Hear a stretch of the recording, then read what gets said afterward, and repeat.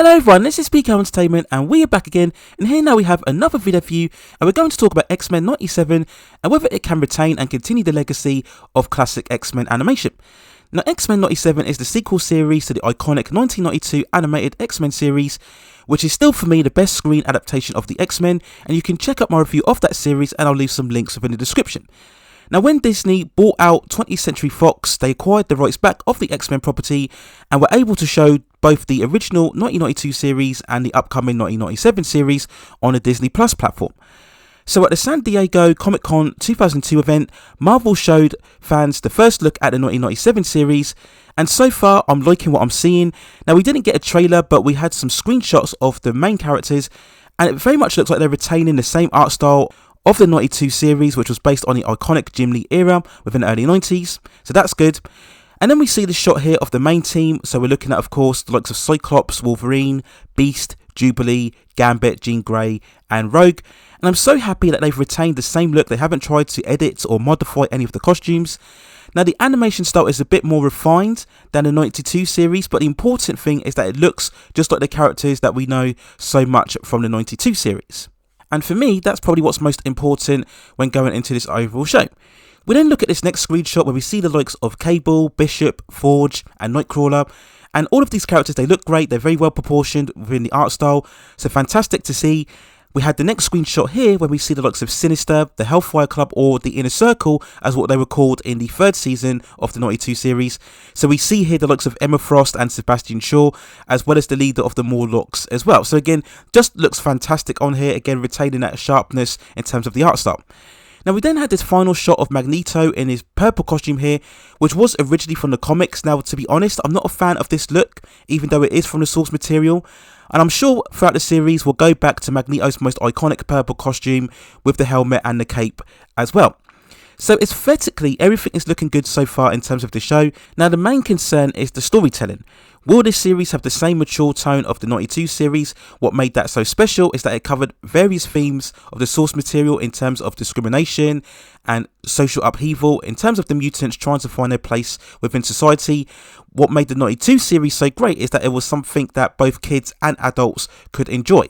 So I do hope that they do manage to retain that same intelligence and satirical commentary very much in this overall series. So often we've seen sequel series to great animated shows very much be diluted because they want to try and appeal to younger audiences so they can sell more merchandise, and they end up stripping away what made the show so special in the first place. So I do hope that doesn't happen with X-Men 97. We do know that they did consult the original showrunners of the 92 series, Eric and Julia Lewald, so that's always a good sign, and hopefully they had enough of an influence to steer them on the right direction. We do, of course, all hope that they retain the iconic intro sequence that we saw from the 92 series, as well as other musical scores as well. I'd probably say that they would, as we've seen throughout recent Marvel projects from the likes of Miss Marvel and also Doctor Strange in the Multiverse of Madness, where they've played the tones of that iconic theme music. So I'm pretty much sure we'll get the intro sequence put in this 97 version. Many of the original voice actors will also be returning, so that's another good sign. In terms of the story itself, this series is going to pick up directly from the 92 series finale, which saw an Xavier leave the team with Lilandra after falling ill, and Magneto going overall to take over the leadership of the team. I also hope that they'll continue to adapt the classic comic book storylines like the 92 series did. It did such a fantastic job adapting storylines such as Days of Future Past, Age of Apocalypse, and most brilliantly the Dark Phoenix saga. Now, the show will debut on Disney Plus in 2023 and will consist overall of 10 episodes, and recent reports have confirmed that the series has already been renewed for a second season, so they obviously have confidence within this show. Again, that's another positive aspect to look at in terms of this series. So overall, what I'm seeing and hearing so far, I'm very enthusiastic about X-Men 97. As I mentioned before, X-Men 1992 is still remaining one of the best animated series of all time regarding superheroes, and hopefully X-Men 97 can continue in this fine form as well. So those are my overall thoughts and feelings of the recent showing of the X-Men 97, the sequel series to the classic 1992 animated series. Let me know what you think in the comments below.